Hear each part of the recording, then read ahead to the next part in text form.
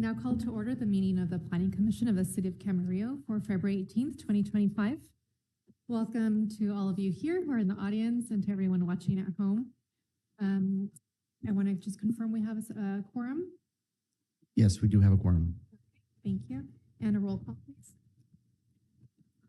Commissioner Vandermeulen. Here. Commissioner Etzel. Here. Chairman Limon. Here.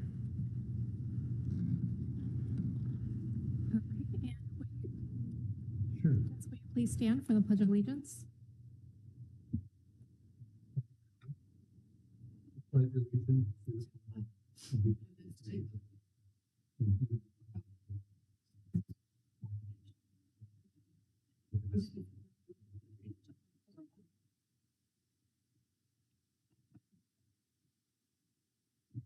Okay, now we have the consent calendar. These are items that are general business and we act on them without discussion. We have the Planning Commission minutes for January 14th, 2025. I didn't see any issues with that, so I'll move to accept. Do we do that? I'll second that. Okay.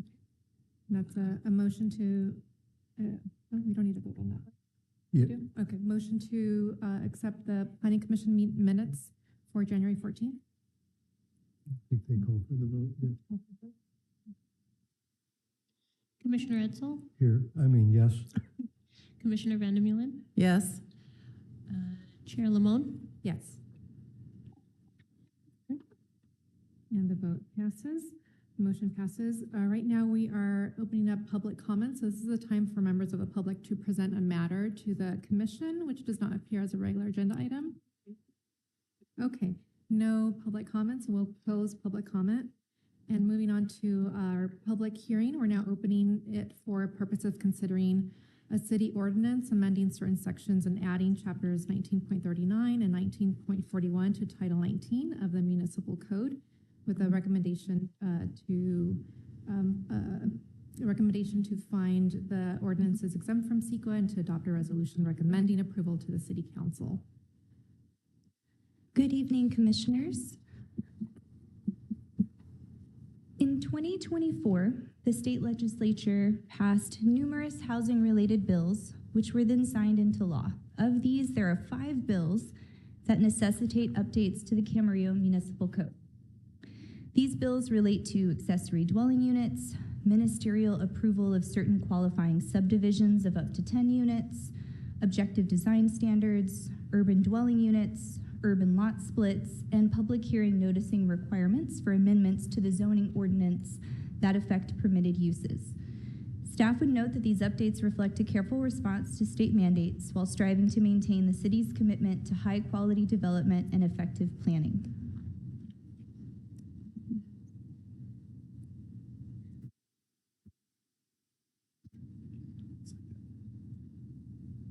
My apologies. This worked 5 minutes ago. Here we go. Okay. First, I'm going to walk you through Senate Bill 477. This bill makes non-substantive changes and reorganizes various provisions of the code related to ADUs. More specifically, ADU law was relocated from one section of the California Government Code to another section, and the city's municipal code references the old location. The proposed red line correctly references the new location within the government code and adopts the state law by reference, with the exception of Government Code Section 6642, which includes provisions for selling ADUs separately from the primary dwelling. The city is not required to allow the sale of ADUs separately from the primary dwelling, so we have accepted this portion of the government code. Next up is Senate Bill 1211, and it does make several substantive changes to state ADU law. This bill prohibits the city from requiring the replacement of off-street parking spaces if an uncovered parking space is demolished to accommodate the construction of an ADU. This bill adds a definition of livable space for purposes of ADUs to mean a space in a dwelling intended for human habitation, including living, sleeping, eating, cooking, or sanitation. And this bill allows up to 8 detached ADUs to be constructed on a lot with an existing multifamily dwelling. as long as the number of ADUs does not exceed the number of existing units on the lot, and up to 2 detached ADUs on a lot with a proposed new multifamily dwelling. The proposed red lines amend the city's ADU ordinance to reflect these changes to state law. So the definition for livable space has been added. The number of ADUs allowed on a multifamily lot based on the number of existing units is increased to a maximum of 8. And the replacement of off-street parking spaces demolished to allow for the construction of an ADU is no longer required. Senate Bill 1123 establishes a process for the ministerial approval. So that means without discretionary review or hearing by the Planning Commission or City Council of single-family residential subdivisions of 10 units or less. This bill became operative on July 1st, 2025. The bill outlines certain standards that these subdivisions must comply with in order to qualify for ministerial approval. For qualifying projects, the bill prohibits the city from imposing any subjective development standards, and the city cannot apply different standards than what is normally applied to equivalent residential development projects. The bill also specifically prohibits the city from imposing any development standard that would preclude the development of the project built to a density of 20 units per acre, or requiring any setback between units, except as is required by the building code. The city also cannot require parking to be enclosed or covered, or impose side or rear setbacks from the original lot lines greater than 4 feet, or impose parking requirements greater than 1 space per residential unit. The city can disapprove a housing development project that utilizes this ministerial process if a written finding can be made based on a preponderance of the evidence that the proposed housing development project will have specific adverse impact upon public health and safety, and for which there is no method to mitigate or avoid the impact.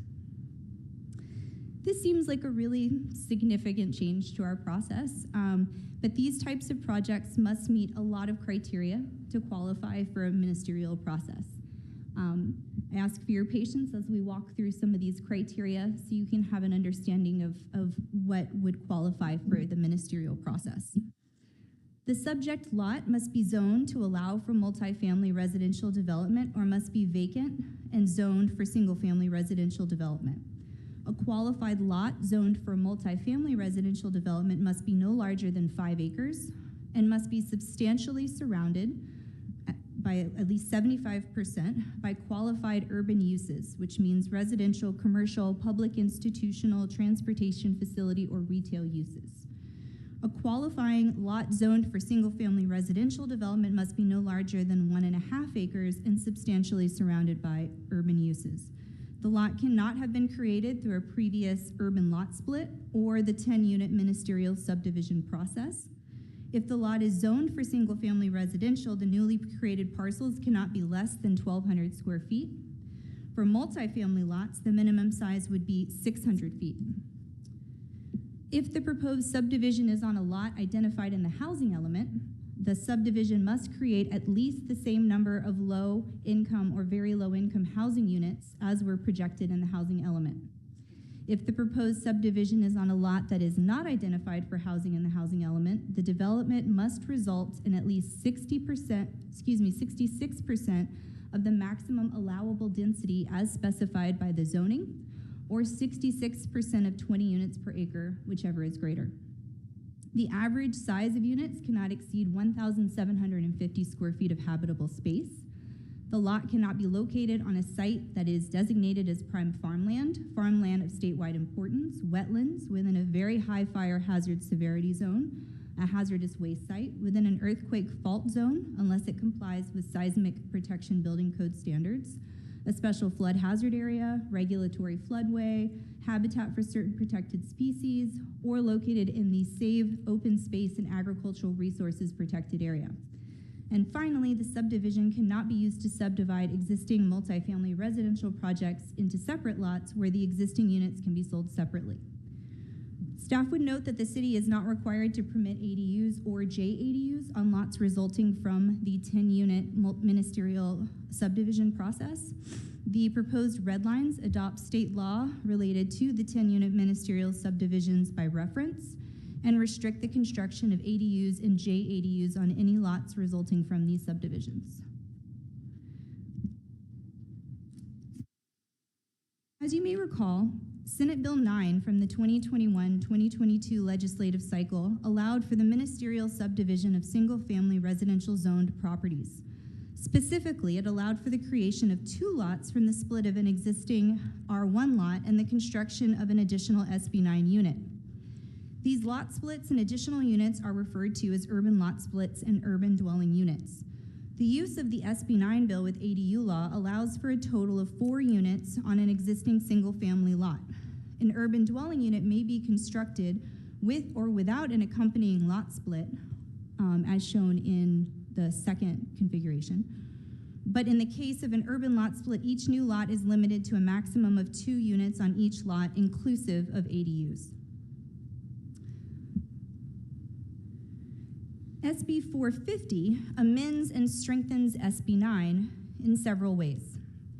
Previously, these developments could not demolish more than 25% of any existing exterior structural walls. This bill removes that provision. This bill also prohibits the city from imposing any objective zoning, subdivision, or design standards on these projects that do not apply uniformly to all development in single-family residential zones. Essentially, this bill prohibits the city from treating these projects differently from any other residential project in the single-family residential zone. This bill limits the city's ability to deny this type of project by removing the ability to deny based on adverse impacts to the physical environment. SB 450 also requires the city to approve or deny this type of project within 60 days of receipt of a complete application. If the city does not respond within 60 days, the application is approved. If the city denies the application, it must provide a complete set of comments detailing the deficiencies in the application within the 60-day time span. The proposed red lines generalize the existing urban dwelling unit requirements to apply to all new residential projects, as the city can no longer apply requirements specific to these types of developments. Changes to state law have increasingly limited the city's ability to impose standards that are not objective on new residential development. Objective design standards are standards that involve no personal or subjective judgment. Traditionally, the city has used design guidelines, which are subjective and at the discretion of city staff, the Planning Commission, and the City Council to determine whether they have been met. Over time, state law has been requiring the use of rigid and clear objective standards for more and more types of residential development. The intent is for the applicant and city staff to read the same provision and understand whether it has been met. The city cannot impose non-objective standards on ADUs, 10-unit ministerial subdivision developments, urban dwelling units, and other residential development processes established by state law. In order to protect future residential development by ensuring that staff can apply development standards to projects and avoid cookie-cutter developments with no architectural variation, staff are proposing the creation of Chapter 19.41 to establish design standards for all new residential units.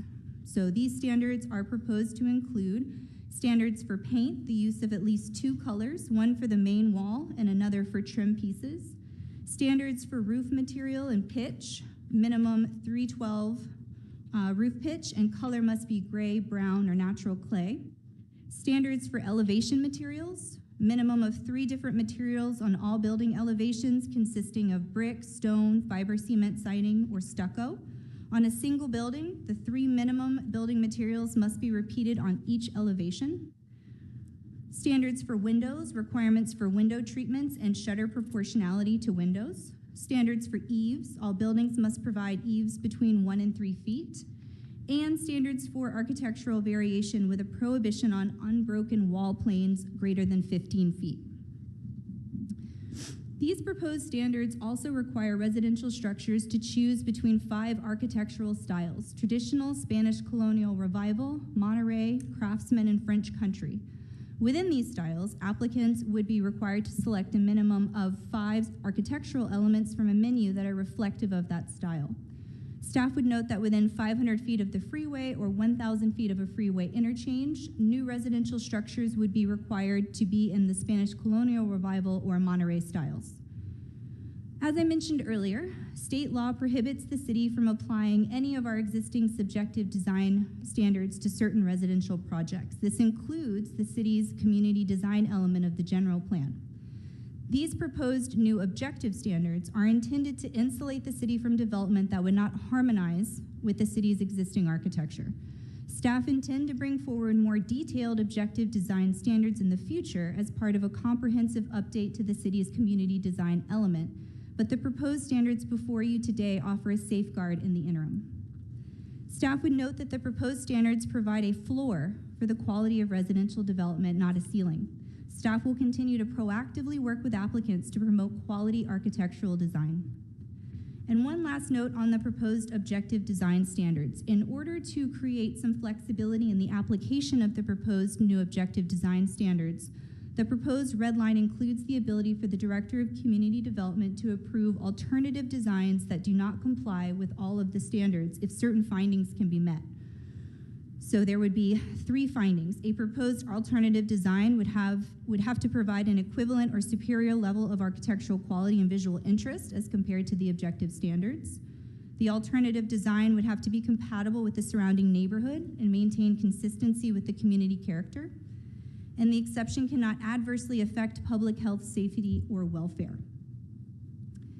Thank you for your patience as I have walked through these bills. The last item I'd like to go over this evening is Assembly Bill 2904.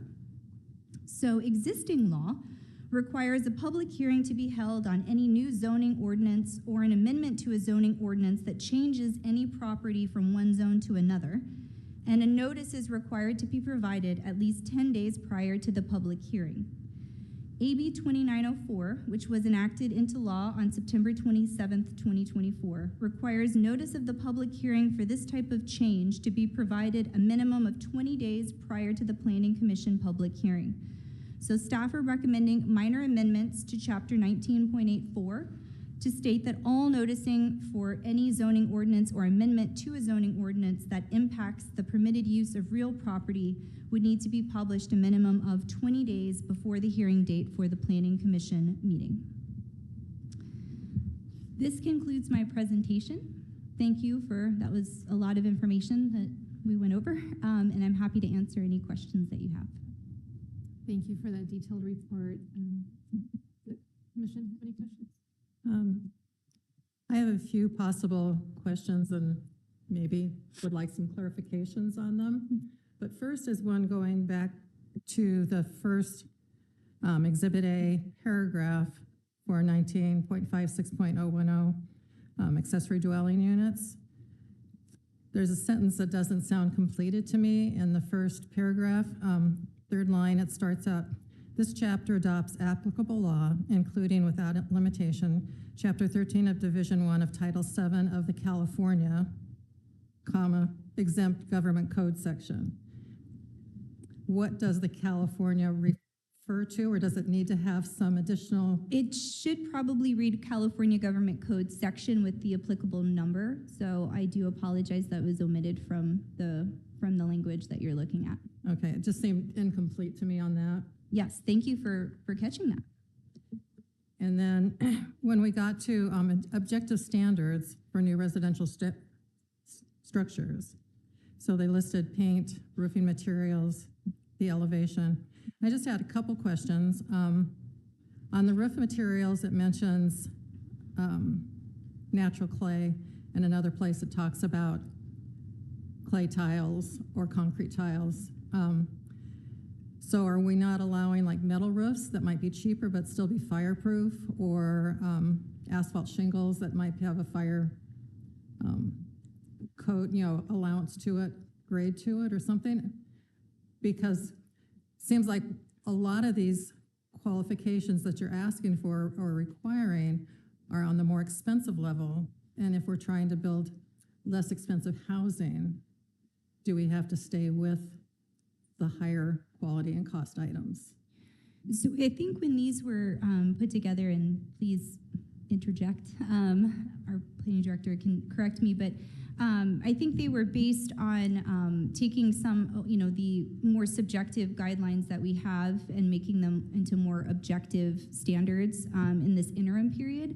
I think one of the things that we're really going to look at as we take a larger, more comprehensive effort at updating the community design element would be looking at, the role that fire plays in some of these building materials, and certainly cost can be something that we can look at very closely and see if we need to adjust any of these when that kind of larger effort is made. Okay.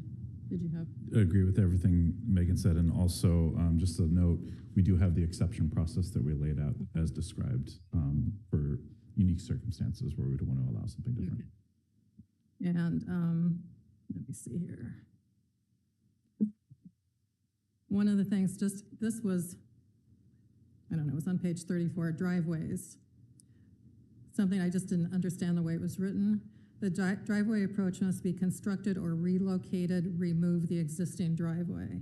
Is there, between relocated and remove, should there be something else, or is that a phrase that I'm just not familiar with? I'm not familiar with that portion.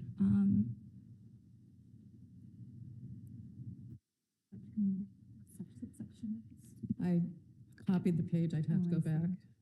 But it just says the driveway approach must be constructed or relocated, remove the existing driveway approaches and construct sidewalk. Yeah. So it just sounds, it's D under driveways. So if you maybe make a, Seems like That's a good catch. That's a current code requirement. So I think you found a typo in the current code, so we can fix that as we move forward to council adoption. that one, I think I figured out it was okay.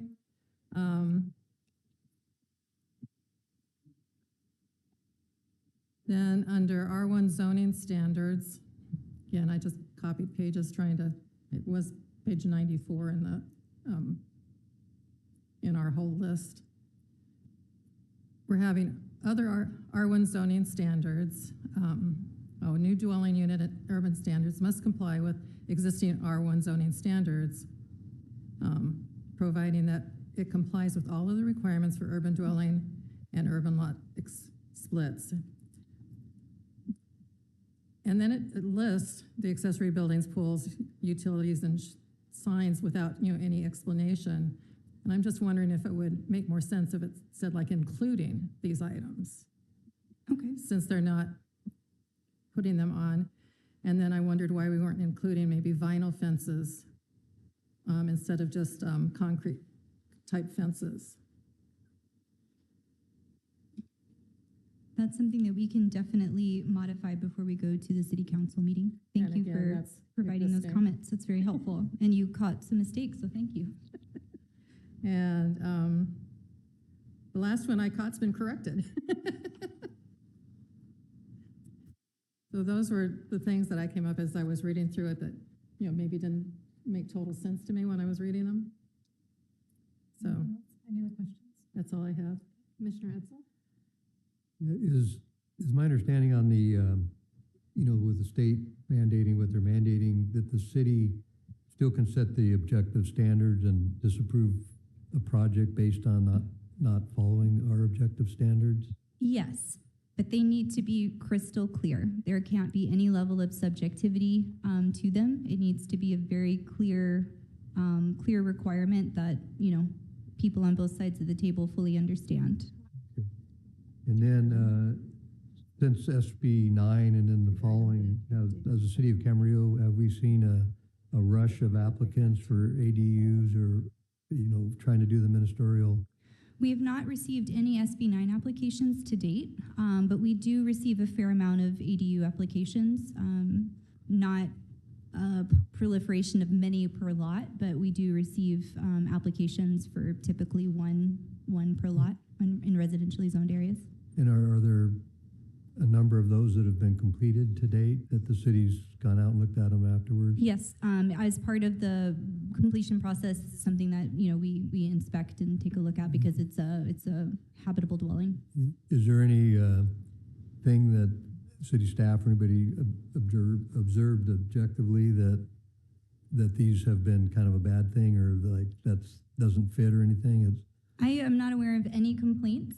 I think, any change is kind of scary, but I think that so far, these have been kind of woven into our neighborhoods with little to no impacts to existing residents. yeah, it seems like if you can apply the objective standard, then you can still have something that's not going to stand out as an eyesore, right? You can have it blend in and everything. so. Absolutely. And I found in my work that, you can really work with applicants, even if you can't have a subjective standard, ultimately, people want to go through the process. Most applicants want to work with us and, we're able to, if necessary, kind of influence the project and kind of get to where we want to be aesthetically, where it's kind of cohesive with the rest of the development on the lot.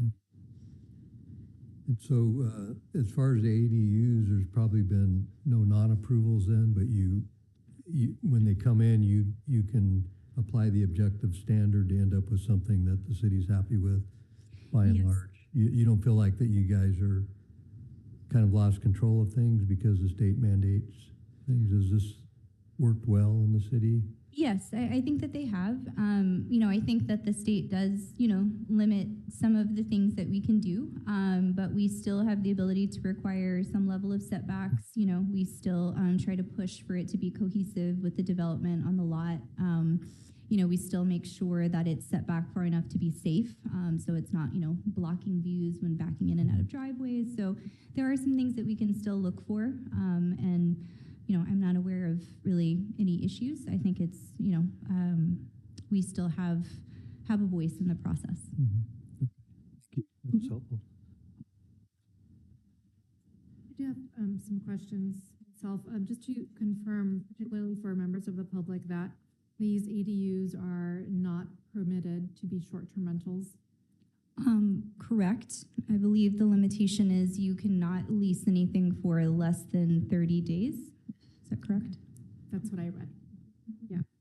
And then in terms of the design standards, the architectural styles that you outlined, just for clarification, these new design standards apply only to ADUs currently?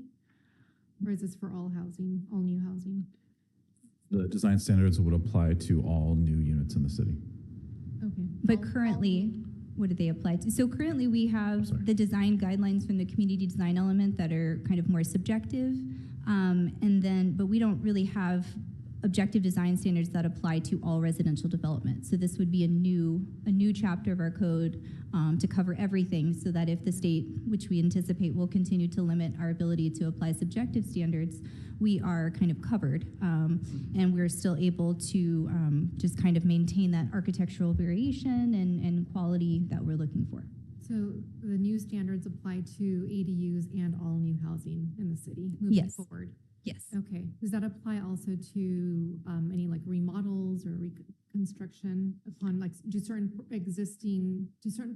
permits for existing housing trigger these design standards as well? These are specific to new units. Okay. Thank you. And you indicated that you would be going through another process to make changes to the general plan to incorporate those design standards as well. Yes, we're planning on a comprehensive general plan update that we're kind of prepping and in the early stages of starting. And as part of that effort, we would want to take a look at those community design guidelines. We may still retain some subjective design standards, but we want to take another look at these objective design standards and weave in more detail and consider some issues like, fire hardening and cost and,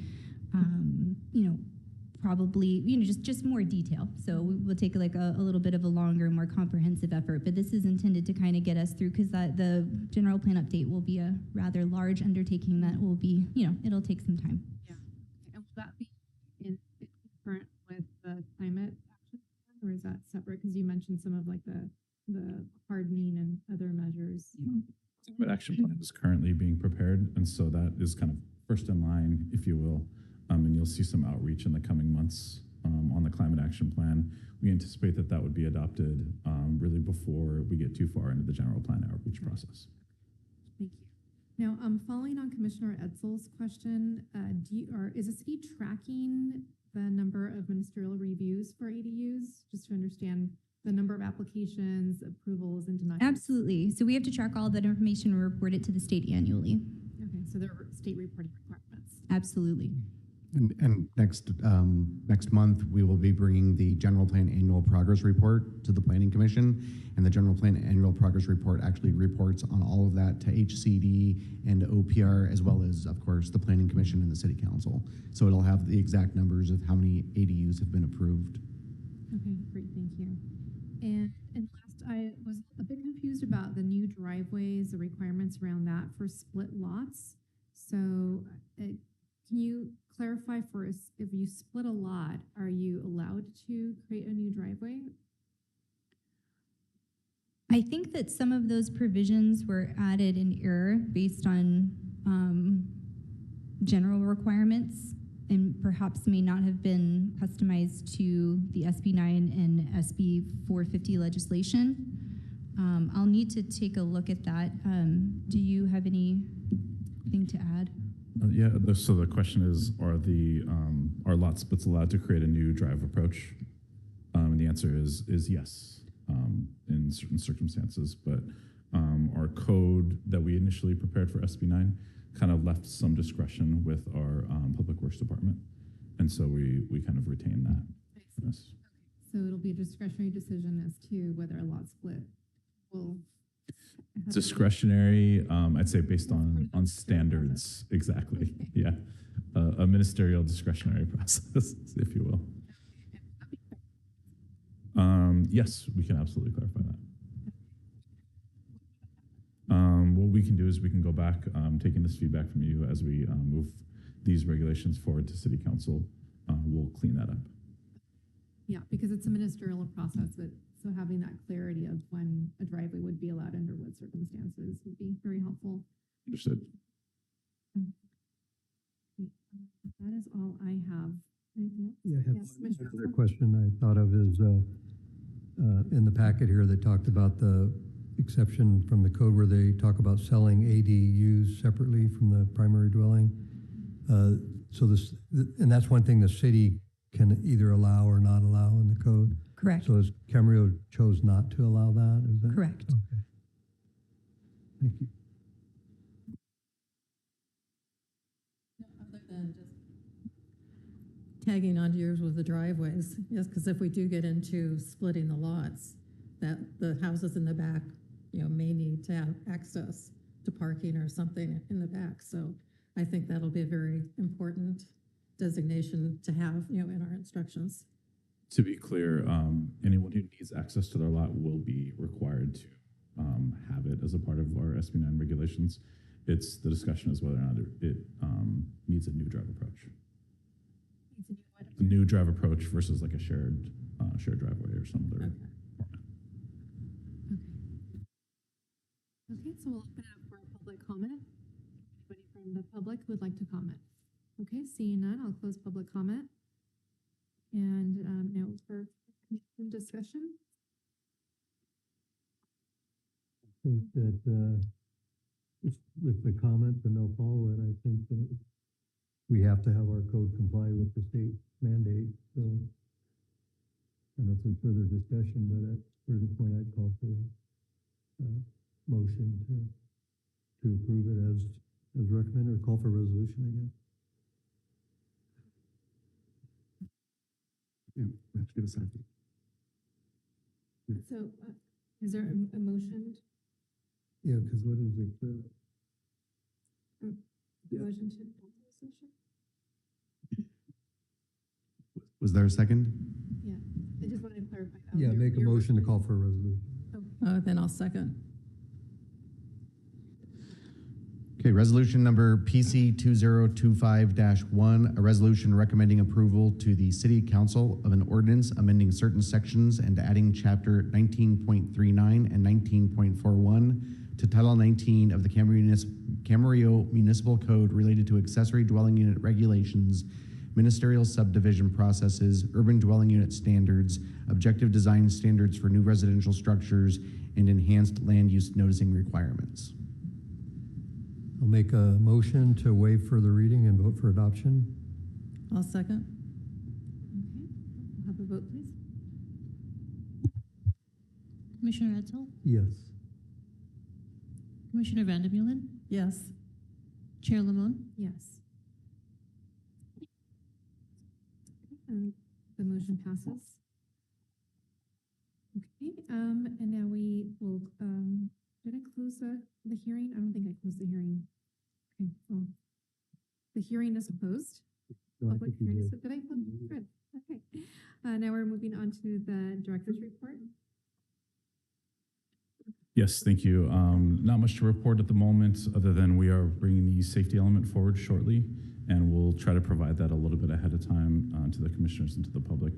It's a larger document, and with, I think, recent events, it's something that's much more topical at the moment. So we'll be bringing that forward to, I believe, the second meeting in March, barring any issues. Thank you. I'm sorry, I didn't catch what it was. The safety element. The safety. So the safety element of the general plan, we're required to update it, and we prepared an update. We'll be bringing it forward to the Planning Commission for your recommendation to council. Okay. After comments? Well, I would like to really thank the staff for all that went into this, because I know from my own studying of ADUs and all the bills that come down from California that you have to go through, and then reading through this of all the lists of things that you now must look at, plus they gave you a list of things you can't do. And I just I picture a checklist that's like 5 pages long, or something. It's just seems enormous, of things to have to look at, just to really get something approved and done correctly, to make sure you haven't missed something, to be called back on it later. So I just really want to thank you for all the time, because I do know with all this that you're reading, all that went into this that had to be read to look at this, to thank you. Commissioner Edsel? I give my thanks as well to his great presentation, and I feel like I kind of know this a little bit now, so thank you. Yeah, and the presentation I'll just add is very helpful to the members of the public. We also have questions about these new laws and what it means for the city. And I appreciate your comment, and it's been consistent during my time on the commission of the service to the community and your flexibility and really working with applicants. Thank you so much. Okay, is there a motion to adjourn? I'll move we adjourn. Second that. Vote, please. You just held your hand? Commissioner Edsel, Yes.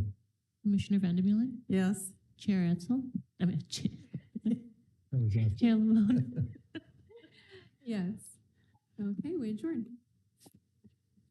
Thank you. That was a softball. We're first one.